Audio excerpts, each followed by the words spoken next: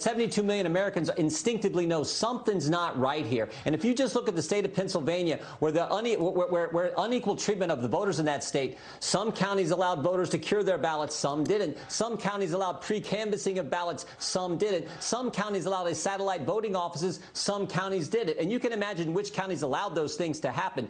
What are the Democrats trying to hide? Right now, you've got half this country that has doubts about the veracity of this election. And that's why the process that exists in the law, there's a process in the law that exists after the election, before the results are certified.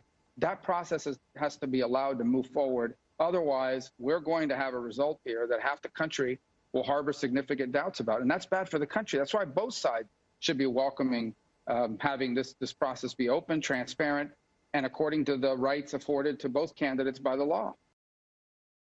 On the other side of the divide, more than 30 former Republican lawmakers are calling his allegations of voter fraud unacceptable. Former Missouri Congressman Tom Coleman is one of them, and he joins me now. Tom Coleman, thank you so much for talking with us. The president says fraud has been committed and the American people deserve to know what happened, and he's pursuing multiple lawsuits. He's within his rights to do that, isn't he?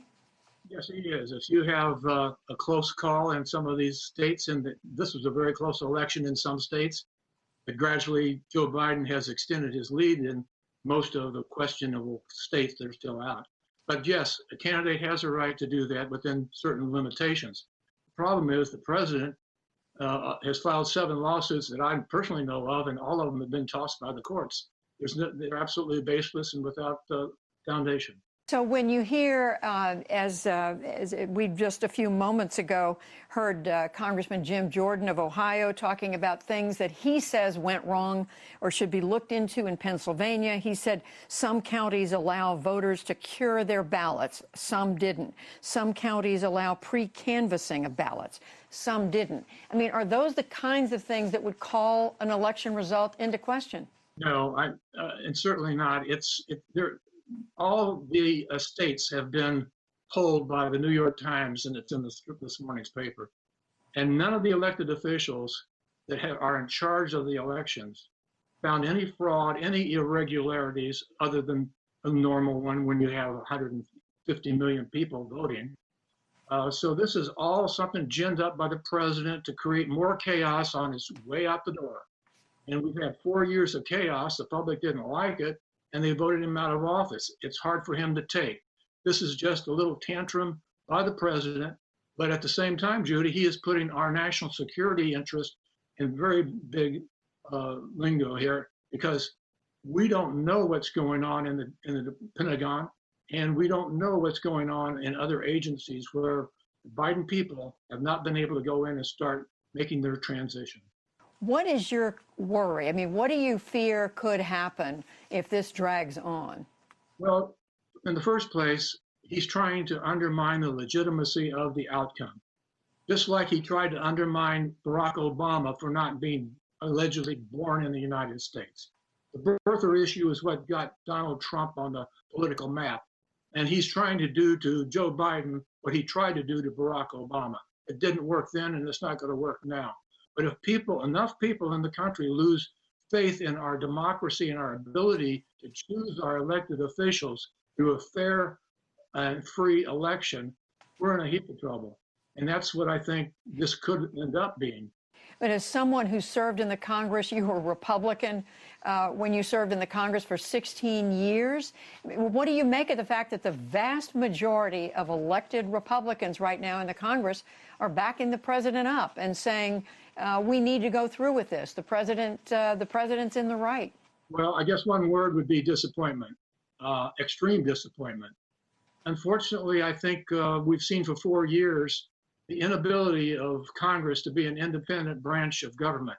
They are all the Republicans who are in the majority, at least in the Senate, have tied themselves to this president. I don't know what it would take, because we have a pandemic of 250,000 Americans have died through it. It's rising and spiking as we speak. And what has the president been doing? Playing golf and considering all these charges, these counterfeit charges that he's putting out about the election. This is the reason he's being voted out of office.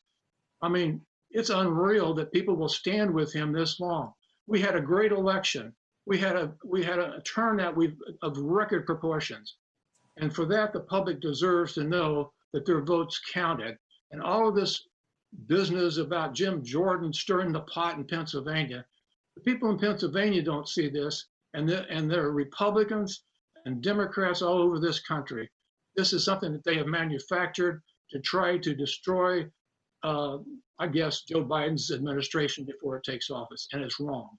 But you not only have members of Congress, you have the leader of the Senate majority in Mitch McConnell saying the president needs to be allowed to pursue this. Well, and I said that too. And I think you have to look at Mitch McConnell's words very closely. He hasn't really stood tall during the Trump administration, but he did not say, and he did not throw his entire lot in with what the president's doing. So yeah, we'll let him go ahead and file a few more fallacious lawsuits and see what happens. But I think, again, politics over country. He knows that there are 2 open Senate seats in the state of Georgia, which would mean a majority of either the Republicans or the Democrats taking control of the body in January. And so he's not going to alienate this Trump base. This is all about the Trump base, getting them riled up so that at least in Georgia, they will want to go out and serve the president as he is leaving. Former Missouri Republican Congressman Tom Coleman, thank you very much for talking with us. Thank you, Jim.